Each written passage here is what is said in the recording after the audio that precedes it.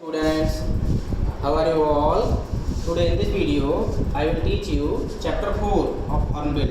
ठीक है, landscape of the soul. क्या नाम है चैप्टर का? Landscape of the soul. Today's topic will be getting inside outsider art. What is the topic? Getting inside outsider art. All right. तो पहले हम आउटसाइडर आर्ट समझ लेते हैं कि आउटसाइडर आर्ट क्या होती है. An art created by untrained artist is known as outsider art. यानी एक ऐसी आर्ट जिसे क्रिएट किया गया हो अनट्रेंड आर्टिस्ट के द्वारा, उसे क्या कहते हैं? आउटसाइडर आर्ट कहते हैं. ठीक है, आज का जो टॉपिक है बेसिकली 2-3 टर्म्स पे ही घूमेगा. ठीक है, सेकंड टर्म आपका जो आएगा वो आर्ट ब्लड आएगा. क्या आएगा? Art blood. ठीक है, आर्ट ब्लड क्या होती है? Art blood and raw art both are almost same. ठीक है, तो works of art in their raw state, यानी एक ऐसी आर्ट जो अपने रॉ स्टेट में होती है उसे हम क्या बोलते हैं? आर्ट ब्लड बोलते हैं या रॉ आर्ट बोल देते हैं. ऑलराइट, तो चलो शुरू करते हैं. एक्चुअली में इन 1940 के टाइम पर there used to be a painter. एक पेंटर हुआ करता जिसका नाम था जीन ड्यूबफे. क्या नाम था? जीन ड्यूबफे. वो फ्रांस के रहने वाले थे. तो उन्होंने 1940 के टाइम पर एक कॉन्सेप्ट रेज किया था. कॉन्सेप्ट ये रेज किया था, वो बात कर रहे थे एक्चुअली में आर्ट ब्लड की. किसकी बात कर रहे थे? आर्ट ब्लड की बात कर रहे थे. तो उन्होंने ये कहा था कि ये एक ऐसी आर्ट है जिसे क्रिएट किया गया है ऐसे लोगों के द्वारा जिन्होंने कभी कोई फॉर्मल ट्रेनिंग ही नहीं ली. ठीक है, चलो टेक्स्ट को देख लेते हैं. अपनी बुक खोलिए. When French painter Jean Dubuffet mooted the concept, mooted का मतलब होता है raised. ठीक है, चलो मैं लिख के बता देता हूँ. और उन्होंने ये भी बात बताई थी कि ये जो आर्ट ब्लड है ना 1940s के टाइम पर इस आर्ट को बहुत कम लोग पसंद करते थे. यानी very few people had interest in such kind of art. ठीक है, ये बात थी.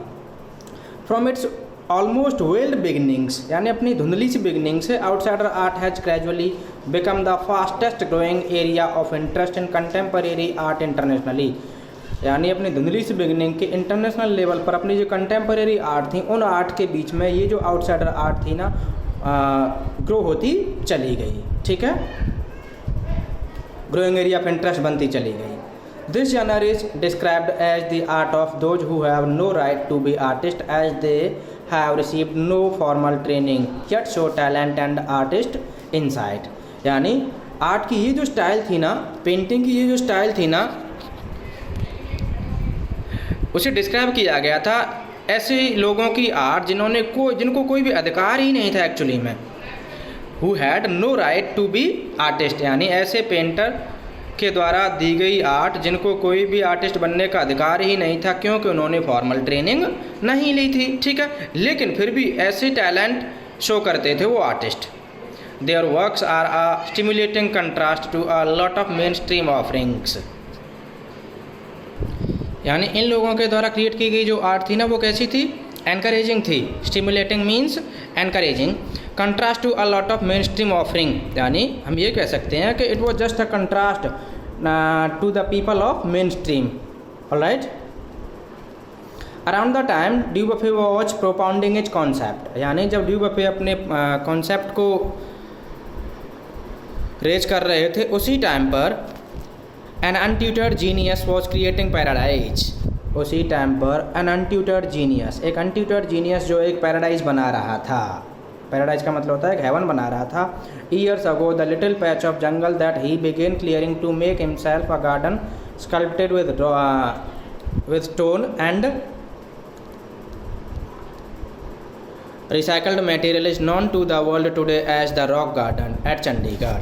Let me tell you more clearly. यानी सीधी सी बात नैरेटर ये कर रहा है कि जब जीन ड्यूबफे ने अपना कॉन्सेप्ट दिया था उस टाइम पर एक जो अनट्यूटर्ड जीनियस, यानी वही आर्टिस्ट जिसने कोई फॉर्मल ट्रेनिंग नहीं ली थी लेकिन वो कैसा था? टैलेंटेड था. तो वो बंदा क्या कर रहा था?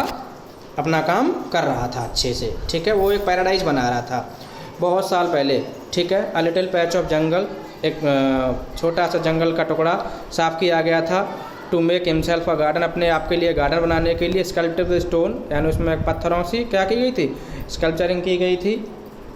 और ये देख लो आप, पिक्चर में देख लीजिए, पेंटिंग में देख लीजिए यहाँ पर ठीक है। रिसाइकल्ड मटेरियल यूज किया गया था, यानी वो गार्डन बनाया जिसको आज दुनिया किसके नाम से जानती है? चंडीगढ़ के रॉक गार्डन के नाम से जानती है।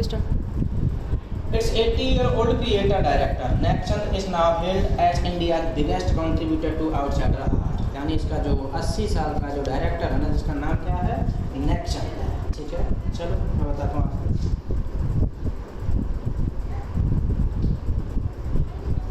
ठीक है, यानी रॉक गार्डन का डायरेक्टर है नेक्सन, और रॉक गार्डन कहाँ पर है? चंडीगढ़ में है। कहाँ पर है? Chandigarh.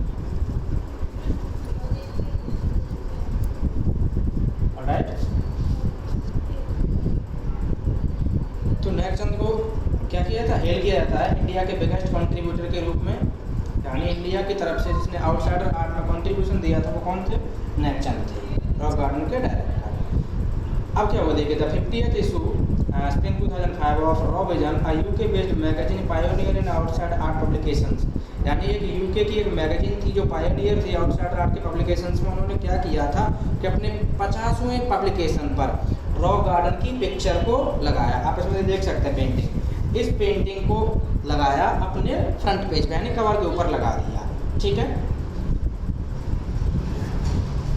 Feature Nexon and his rock garden, Nexon की पिक्चर लगाई और रॉक गार्डन की sculpture women by the waterfalls, यानी जो वाटरफॉल के पास जो महिलाएं नेक्सन ने दिखा रखी हैं अपने गार्डन के अंदर, उनको उन्होंने दिखाया हुआ है on it's anniversary issues cover, अपने एनिवर्सरी के इशूज कवर में। ठीक है, the notion of art bread और रॉ आर्ट, यानी जो आर्ट ब्रेड है, रॉ आर्ट की जो नोशन है ना, कॉन्सेप्ट है ना, was of works that were in their raw state, underline कर लेना इसको, was of works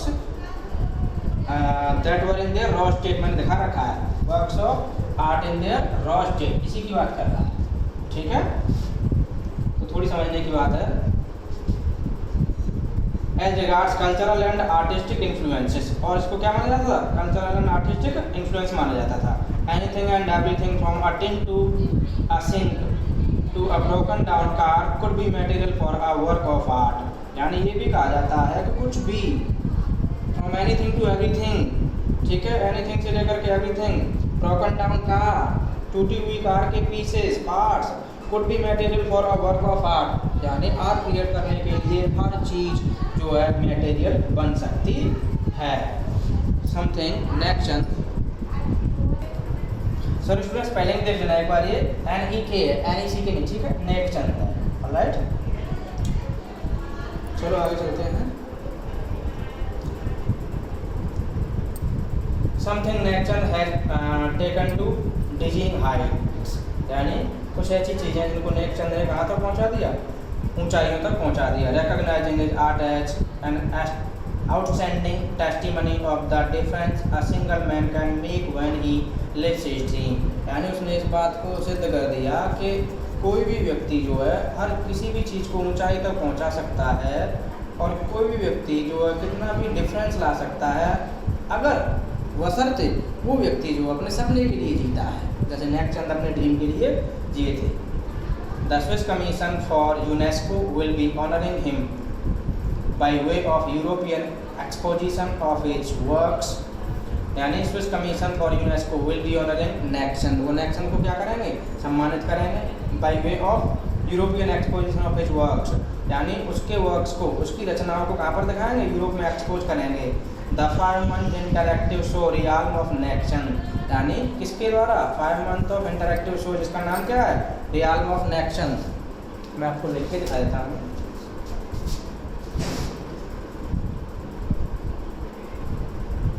रियाल्म of Nexon के द्वारा, ठीक है। Beginning October will be held at leading museum in Switzerland, Belgium, France and Italy. The biggest reward is walking through the garden and seeing people enjoy my creation, Nexon says. Nexon इस बात को भी कहते हैं कि मेरे लिए सबसे बड़ा जो रिवार्ड है वो यही है, वॉकिंग थ्रू द गार्डन, कि लोग जो मेरे गार्डन में घूमें और मैं and seeing people enjoy my garden, यानी मैं जब अपने ही गार्डन में लोगों को एंजॉय करते हुए देखता हूँ, ठीक है, और गार्डन में वॉक करते हुए देखता हूँ, यही मेरे लिए सबसे बड़ा रिवार्ड है। Thank you.